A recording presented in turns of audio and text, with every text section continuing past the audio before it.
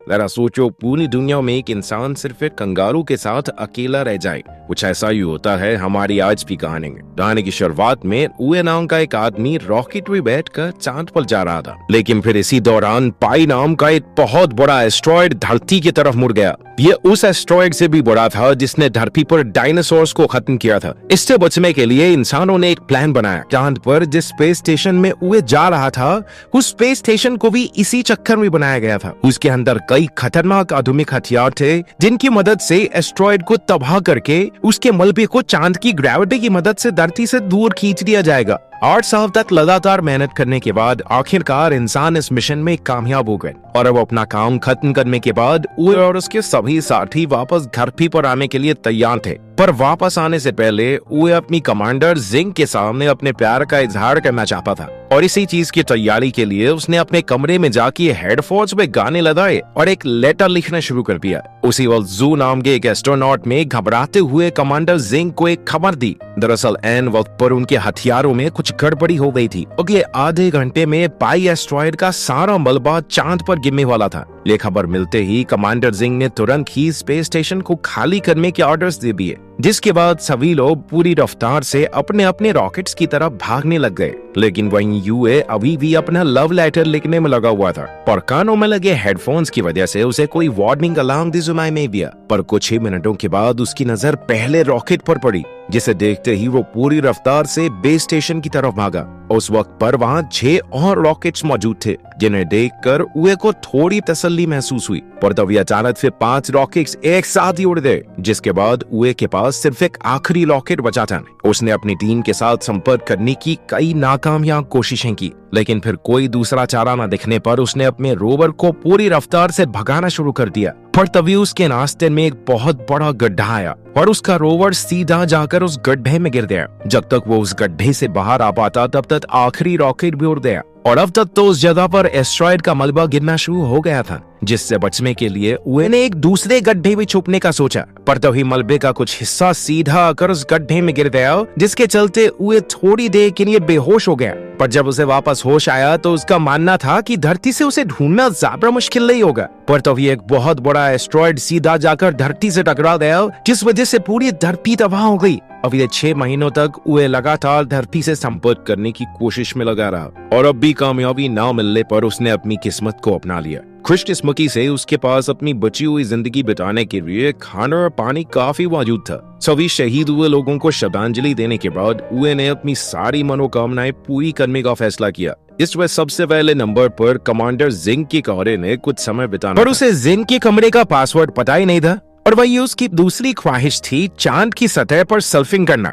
बाद में तो वो बहुत बुरी तरह गिरता पड़ता रहा, पर कई दिनों तक लगातार कोशिश करने के बाद वो सर्फिंग करने में कामयाब हो गया। लेकिन अब भी उसे जिंग के कमरे का पासवर्ड नहीं मिला था और अब तो गुस्से में आकर उसने उस दरवाजे को ही उड़ा दिया, जिसके बाद उसने जिंग की एक तस्वीर के साथ डेक पर जाने का फैसला किया, जिस दौरान उससे गलती से जिंग के चेहरे के ऊपर केचप गिर गया और इसी मौके का फायदा उठाते हुए उसने जिंग की तस्वीर को किस कर लिया। पर वो इस बात से अनजान था कि उस वक्त स्पेस स्टेशन की पूरी टीम उसे अपने नए हेडक्वार्टर्स से देख रही थी और उसकी हरकत देखकर सभी लोगों ने अपना मुंह मोड़ लिया।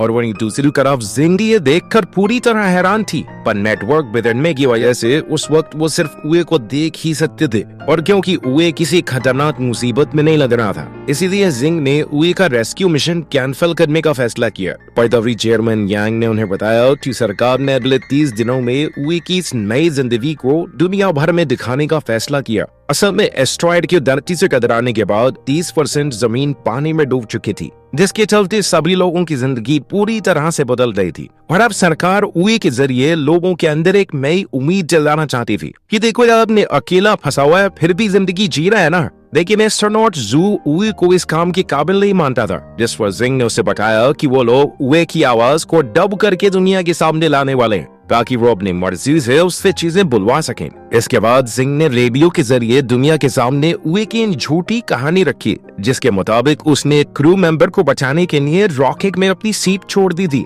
और साथ ही जिंग ने दुनिया को उए की नई जिंदगी के ब्रॉडकास्ट के बारे में भी बताया। उधर 196 दिन बीत जाने के बाद उए एक दिन अपनी एक दवाई लेने के लिए वेयर हाउस में गया और वहीं हेडक्वार्टर्स में उए की आवाज को डब करने के लिए फ्लूकस नाम के एक वॉइस ओवर आर्टिस्ट को बुलाया गया, पर उसे कोई भी स्क्रिप्ट नहीं दी थी। और इस बार जब उए वेयरहाउस में पहुंचा तो उसकी नजर एक नई और अनजान चीज पर पड़ी, जिसे शुरुआत में उए में एक लड़की समझा और उससे बातें करना शुरू कर दिया। और जैसे ही वो उसके पास पहुंचा तो उसने देखा कि वो एक हट्टा कट्टा कंगारू था। और उसी समय पर जब लाइव स्ट्रीमिंग चालू की गई तो कैमरा सीधा उस कंगारू के चेहरे पर चला गया और इधर सभी चीजों से अनजान फ्लूपिस्ट ने भी कंगारू के ओठों के हिसाब से डबिंग करना शुरू कर दिया। जिंग ने फ्लूपिस्ट को रोकने की कोशिश की पर तब तक बहुत ज्यादा देर हो चुकी थी और कई लोगों ने इस चीज को देख लिया था और अपनी इसी जल्दी के चलते जिंग और जू को चेयरमैन के सामने पेश होना पड़ा, जहां उन्होंने बताया कि उनकी रिसर्च टीम कॉन्ग नाम के कंगारू को बेस स्टेशन पर ही छोड़ आई है। और वहीं दूसरी तरफ फ्लूटिस्ट कोई असली वॉइस ओवर आर्टिस्ट नहीं बल्कि सोशल मीडिया पर अलग अलग चीजों का वॉइस ओवर करने वाला एक इन्फ्लुएंसर था। और अपनी इस गलती के बाद जिंग ने फैसला किया कि वो लोग वीडियो की डबिंग करने की बजाय उसे एक कहानी की तरह सुनाएंगे। उधर स्पेसशिप में कॉन्ग को अपने पास बुलाने के लिए एक फीमेल कंगारू का रूप लिया, पर जैसे ही कॉन्ग को उसकी असलियत के बारे में पता चला उसने उए को पीटना शुरू कर दिया, जिसे देखकर फ्लूटिस्ट जोर जोर से हंसने लग गया। इसके बाद जिंग ने सारी गलती की जिम्मेदारी अपने सर ले ली, पर तभी उसे एक और खबर मिली कि स्पेसशिप में कॉन्ग और उए के रीजिट फाइटिंग मैच होने वाला था। इसके बाद सभी लोग बड़े ही ध्यान से उस मैच को देखने में लग गए, पर तभी कॉन्ग ने अपनी ताकत दिखाते हुए उए को पेट मार के बेहोश कर दिया। उसकी इस हालत को देखकर जिंग ने उए से बात करने की कोशिश की और जब होश आने पर उसने कम्युनिकेशन चैनल पर लाइंस देखी तो वो खुशी से रोने लग गया। किसी को सुन न पाने के बावजूद भी उसे इस बात की खुशी थी कि धरती पर लोग जिंदा हैं। आपस में समझौता करने के बाद उन दोनों ने अपने रोवर में बैठकर एक टूटे हुए अपोलो 18 के पास जाने का फैसला किया ताकि वो उसका इस्तेमाल लूनर स्टेशन पर पहुंचने के लिए कर सके। जहां पर एक रॉकेट मौजूद था जिसकी मदद से वो वापस धरती पर चले जाएंगे। इधर उए ने अपनी पूरी ताकत लूनर डॉग को ढूंढने में लगा दी जो उए की मदद कर सकता था। इसके बाद उए ने अपना पूरा ध्यान स्पेसक्राफ्ट को फिर से बनाने में लगा दिया, जिसे देखकर सभी लोग काफी हैरान थे। पर जब जिंग ने उसकी फाइल चेक की तो उसे पता चला कि असल में वो लाइट डायनामिक्स इंजीनियर था जो कि फिलहाल मेंटेनेंस डिपार्टमेंट में काम कर रहा था। अपने 282वें दिन उए ने बताया कि उनके टूटे हुए इंजन की वजह से उनके रोवर की एक वेक ईएमएफ थी, जिसके चलते उसे कॉन्ग को वहीं छोड़कर आगे बढ़ना पड़ेगा। पर फिर भी कॉन्ग उसे जबरदस्ती वापस अपने बेस पर ले आया। पर तभी उए को याद आया कि वो यहाँ मौजूद एक हथियार को प्रोटोटाइप इंजन की तरह इस्तेमाल कर सकते हैं, लेकिन इसमें काफी ज्यादा खतरा था। पर इसके बावजूद भी कॉन्ग उसका साथ देने के लिए तैयार था।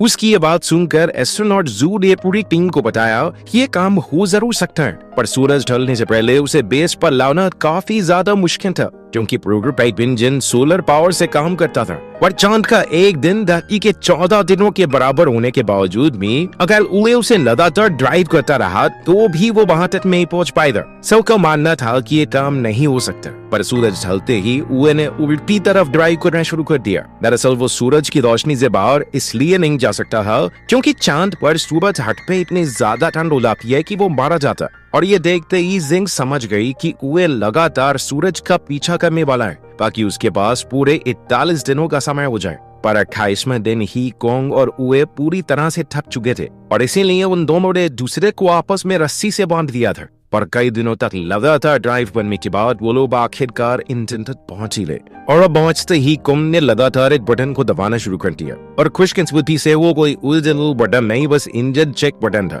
और उसकी इन्हीं खतरनाक हरकतों की वजह से उए ने उसे कार्ड के अंदर ही बंद कर दिया। इसके बाद वो दोनों वापस अपने बेस के लिए निकल गए, पर रास्ते में कॉन्ग का कार्ड इंजन से अलग हो गया और जब तक उए को इस चीज का एहसास हुआ तब तक काफी समय बीत चुका था। उए जानता था कि अगर वो कॉन्ग को लेने के लिए वापस गया तो सूरज की रोशनी उसके हाथ से निकल सकती है। उए ने एक बार तो कॉन्ग को वहीं छोड़कर आगे बढ़ने का फैसला किया और उसकी हरकत देखकर सभी लोग काफी हैरान थी। और कुछ ही मिनटों बाद वो पूरी रफ्तार से वापस कॉन्ग की तरफ मुड़ गया और थोड़ी देर तक वापस चलने के बाद वो आखिरकार कॉन्ग तक पहुंच ही गया। पर ऑपरेशंस के बाद सबका मानना था कि वो लोग समय रहते वापस नहीं लौट पाएंगे, इसीलिए जिंग ने सभी लोगों को जल्द से जल्द लूनर डॉग को ढूंढने का आदेश दिया ताकि उसकी बैटरी की मदद से उए वापस अपने बेस तक पहुंच सके। इधर काफी समय से बिना सोए लगातार गाड़ी चलाने की वजह से उए और कॉन्ग दोनों ही काफी ज्यादा थक चुके थे। पर तभी सूरज ढलने की वजह से अब उनके पास सिर्फ 5 घंटे की बैटरी बची थी और तभी लूनर डॉग अचानक से एक्टिवेट हो गया। पर पावर सेविंग मोड में होने की वजह से वो उन दोनों को नहीं ढूंढ सकता था उधर बेस से 55 किलोमीटर दूर बैटरी खत्म होने की वजह से कैबिन पूरी तरह से जम चुका था और मजबूरन उए और कॉन्ग को शिप से बाहर आना पड़ा। उधर एस्ट्रोनॉट जू ने लूनर डॉग का कंट्रोल अपने हाथ में लेकर उसे उए तक पहुंचाने का फैसला किया, पर रास्ते में ही बैटरी खत्म होने की वजह से लूनर डॉग एक बहुत बड़े गड्ढे में गिर गया, जिसे देखकर धरती पर सभी लोग बहुत निराश थे। उधर उए और कॉन्ग तारों को देखते हुए आपस में बातें कर ही रहे थे कि तभी उए एक बार फिर से जिंग की यादों में खो गया और तभी थोड़ी देर बाद जब उसे होश आया तो उसने देखा कि कॉन्ग एक कांच की रिफ्लेक्शन का पीछा करते हुए इधर उधर भाग रहा था। इससे उए को एक आइडिया आया और उसने कॉन्ग की पीठ पर एक स्लेज बांध दिया, जिसके बाद उसकी सर्फिंग प्रैक्टिस बहुत काम आई।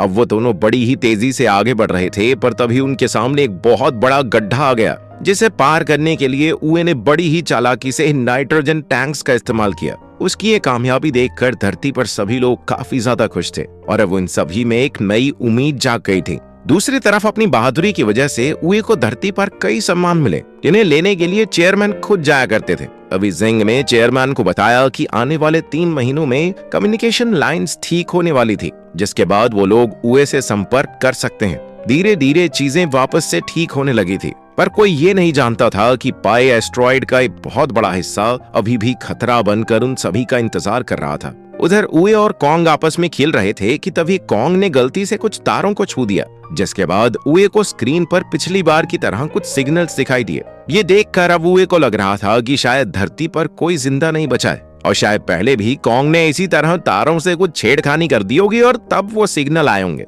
ये देखकर उए काफी ज्यादा उदास हो गए और उधर जिंग ने अपनी पूरी ताकत से कम्युनिकेशन लाइंस ठीक करने का काम शुरू करवा दिया। कुछ दिनों बाद उए ने कॉन्ग के लिए एक महिला कंगारू का खिलौना तैयार किया और खुद सब खत्म करने के लिए शिप से बाहर चला गया। अब उए बहुत हताश हो गया था, इसीलिए जिंग ने पूरी दुनिया को बताया कि असल में उए क्या महसूस कर रहा है और साथ ही उसने सभी लोगों से मदद मांगते हुए कहा कि अपने फोन की फ्लैशलाइट को चांद की तरफ मोड़ दें। उधर उए जहाज से दूर अपना हेलमेट खोलने ही वाला था कि तभी उसकी नजर धरती से आ रही रोशनी पर पड़ी और ये देखते ही वो अपने घुटनों के बल बैठकर रोने लग गया। थोड़ी देर बाद बेस पर वापस जाकर जब उए ने कम्युनिकेशन बटन ऑन किया तो वो आखिरकार अपने सभी साथियों को सुन पा रहा था। इन्होंने उसे धरती पर चल रही उसकी लाइव स्ट्रीमिंग के बारे में बताया, पर इसके बावजूद उए कुछ बोल नहीं रहा था। इसीलिए सभी लोगों ने जिंग को उसके सामने खड़ा कर दिया, जिसके हेलो बोलते ही वो काफी खुश हो गया। अगले कुछ दिनों तक सभी इंजीनियर्स ने उए को उसका स्पेसक्राफ्ट सही करने में मदद की,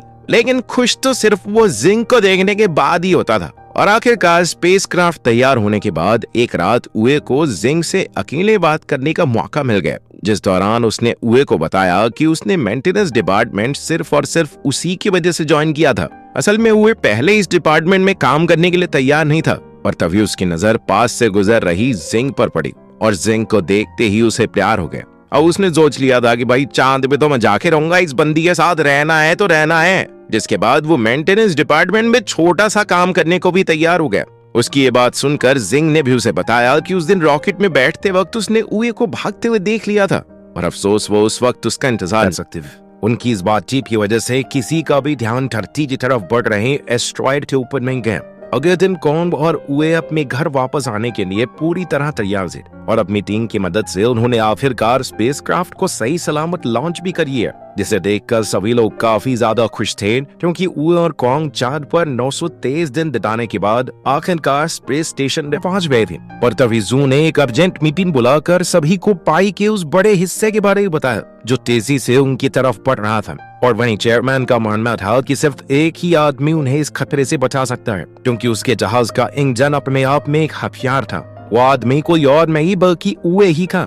यह सुनते ही जिंग ने कंट्रोल रूम में जाकर लाइव स्ट्रीमिंग को बंद कर दिया, जिसकी वजह से सभी लोग काफी हैरान थे। और इससे पहले कि वो उए से बात करती, उसे पहले ही इस खतरे के बारे में पता चल गया था। असल में उसने हेडफोन्स के जरिए उनकी सारी बातें सुन ली थी और अब वो जानता था कि मिसाइल्स में इंजन्स ना होने की वजह से उसे खुद उन मिसाइल्स को एस्ट्रॉइड से टकराना पड़ेगा और मिसाइल के एक्टिवेट होने से पहले उसे अपने स्पेसक्राफ्ट में वापस भी आना होगा। इस मिशन में उसके जिंदा बचने के चांसेस बहुत ज्यादा कम थे और इसके बावजूद भी वो इस काम को करने के लिए तैयार हो गया, क्योंकि वो जानता था कि धरती को बचाने की जिम्मेदारी उसी के कंधों पर है। और साथ ही उसने जिंग को कहा कि अगर वो मर गया तो अपने लिए किसी और को ढूंढ ले, क्योंकि वो उसे अकेले उदास जिंदगी बताते हुए नहीं देखना चाहता। उए के हामी भर पे ही धरती पर सभी लोगों को अंडरग्राउंड बंकर्स में जाने के आदेश दे दिए थे। इसके बाद उए ने सबसे पहले कोंग को उसकी सीप से बांध दिया ताकि वो सही सलामत धरती पर पहुंच सके, लेकिन कोंग अपने दोस्त के साथ ही रुकना चाहता था। दोनों के अलग होते ही उए का सामना कई सारे पत्थरों से हुआ और उन्हीं में से एक पत्थर से टकराने के बाद उसका स्पेसक्राफ्ट गोंद गोंद घूमने लग गया, जिसे रोकने के लिए उए ने अपने कंपार्टमेंट को क्राफ्ट से अलग कर दिया। जिसके बाद मिसाइल्स तो एकदम ठीक थी पर अब उनका इंजन अलग हो चुका था। पर जिंग ने उसे बताया कि पहाड़ी का वो हिस्सा उसके करीब से होकर गुजरने वाला था और वो किसी भी हाल में उए की बलि नहीं चढ़ाना चाहती। पर ये बात समझते ही उए ने उसे बताया कि उसे अभी सिर्फ धरती को बचाने के बारे में सोचना चाहिए और साथ ही उए ने अपने जहाज को एस्ट्रॉयड की तरफ मोड़कर लाइव स्ट्रीम को शुरू करने को कहा। इसके बाद उसने मिसाइल्स को डिटैच करते हुए सबके साथ के लिए उनका धन्यवाद किया। साथ ही उसने सबको बताया कि वो हमेशा सोचता था कि या तो आगे वाले मरेंगे या फिर पीछे वाले, बीच में काम करना एकदम सेफ है, लेकिन आज वो धरती और उस एस्ट्रॉयड के बीच में खड़ा हुआ था। इसके बाद वो जिंग का पसंदीदा गाना गाते हुए पूरी रफ्तार से एस्ट्रॉयड की तरफ बढ़ने लग गया, जिसे देखकर जिंग के साथ साथ सभी लोग रो रहे थे। उसके एस्ट्रॉयड के पास पहुंचते ही जिंग ने मिसाइल्स का बटन दबाने की नाकामयाब कोशिश की और उस वक्त उसके दिमाग में सिर्फ उए के साथ बिताए हुए कुछ पल ही घूम रहे थे। पर तभी कुएं में उसे उसकी जिम्मेदारी याद दिलाते हुए बटन को दबाने को कहा, जिसके कुछ ही सेकंड बाद एक बहुत बड़ा धमाका हुआ और वो एस्ट्रॉयड छोटे छोटे टुकड़ों में बिखर गए। वो छोटे छोटे टुकड़े धरती से टकराते हुए तारों की तरह लग रहे थे। इन्हें लाखों लोगों के साथ साथ कौम भी देख सकता था। अभी भीड़ में मौजूद एक लड़के ने अपनी छोटी बहन को बताया कि आज वो लोग अपने घर सिर्फ मून मैन की वजह से जा पाएंगे। अगले 10 सालों में सभी की मेहनत की वजह से धरती वापस सही हो चुकी थी। और तभी स्पेस प्रोग्राम की नई चेयरमैन लैसी ने सभी को बताया कि अब इंसान एक बार फिर से चांद पर जाने वाले हैं और धल सिंह भी एक बार फिर चांद पर जाने के लिए तैयार थी। जहाँ पहुंचते ही उसे उए के चांद पर बिताए हुए पल दिखाई दे रहे थे। जिन्हें देखते हुए उसकी आंखों में खुशी के आंसू थे। इसके बाद अपनी एक साथी के साथ धरती को देखते हुए उसने बताया कि 10 साल पहले फटे एस्ट्रॉयड का मलबा आज धरती के चारों तरफ एक लिंक की तरह घूम रहा था, जो उन्हें हमेशा हमेशा मून मैन की याद दिलाता रहे। अगर आपको मौका मिले तो क्या कभी पृथ्वी से बाहर जाना चाहेंगे? कमेंट्स में जरूर बताना। मिलते हैं अगली वीडियो में।